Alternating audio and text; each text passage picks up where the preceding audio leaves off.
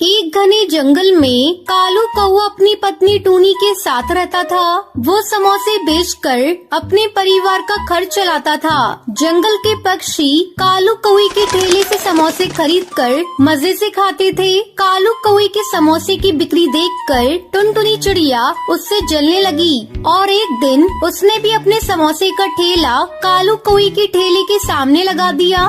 आओ आओ, टुनटुनी के स्वादिष्ट चटपटे समोसे खाओ। एक बार खाओगे तो बार बार खाओगे। उधर कहाँ समोसे खाने जा रही हो हरिताई? आओ मेरे ठेले पर समोसे खाओ, देखो कितने स्वादिष्ट हैं। इससे पहले तुमने कभी इतने स्वादिष्ट समोसे नहीं खाए होंगे। टुनटुनी की इस तरह बुलाने पर हरी काकी उसके ठेले पर जाती है। तू अपने समोसे की बहुत तारीफ कर रही है, जरा एक प्लेट समोसे देना तो टेस्ट करके देखती हूँ। तेरे समोसे में ऐसा क्या है?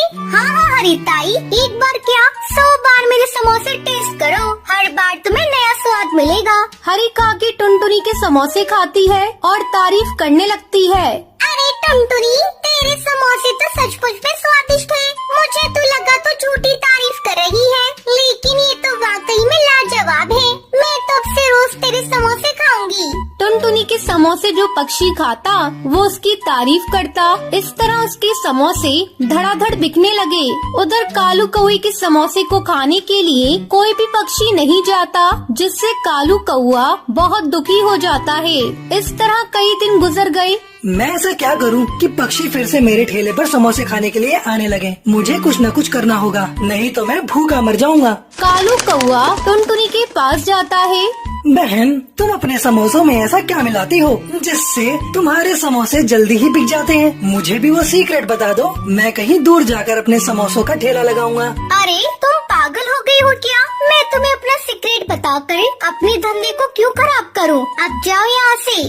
कालू बिना कुछ कहे अपने ठेले पर वापस आ जाता है। लगता है अब मुझे ये काम बंद करना पड़ेगा, अब इससे मेरा गुजारा नहीं होगा। कालू शाम को अपने ठेले को बंद करके अपने घर लौट रहा था। तभी वो देखता है कि टुनटुनी चिड़िया पक्षियों के घोंसले से उनके अंडे चुरा रही है। ये टुनटुनी पक्षियों के अंडे क्यों चुरा रही है? मुझे इसका पीछा करना होगा और पता लगाना होगा। वो देखता है टुनटुनी अंडे ले जाकर उन्हें फोड़कर समोसे की भरते में मिला देती है। अरे बाप रे, ये राज है इस टुनटुनी के समोसे के स्वादिष्ट होने का। ये तो सरासर गलत है। कालू कौआ जंगल के पक्षियों को टुनटुनी की सच्चाई बताता है। कालू भैया, परसों मेरे भी 2 अंडे चोरी हो गए थे। मैंने सोचा दुष्ट चील उन्हें चुरा कर ले गया होगा। चलो हम सब मिलकर उस टुनटुनी के पास चलते हैं। वो हमारे अंडे हमी को फोड़ कर खिला दे रही है। आज हम उस टुनटुनी को जिंदा नहीं छोड़ेंगे। सारे पक्षी मिलकर टुनटुनी के पास जाते हैं।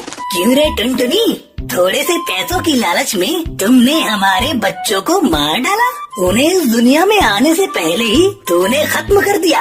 इतना कहकर पक्षी उसे पीटने लगते हैं। मुझे तुम लोग माफ कर दो, मैं पैसों के लालच में आकर ऐसा कर रही थी। आगे से ऐसा नहीं करूँगी, मेरी जान बख्श दो।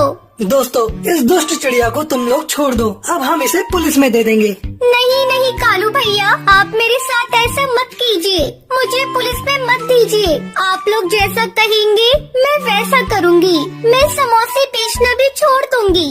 कालू कौआ टुनटुनी की बात मानकर उसे छोड़ देता है। फिर सभी पक्षी अपने अपने घर चले जाते हैं। कालू कौआ घर जाकर अपनी पत्नी को सारी बात बताता है।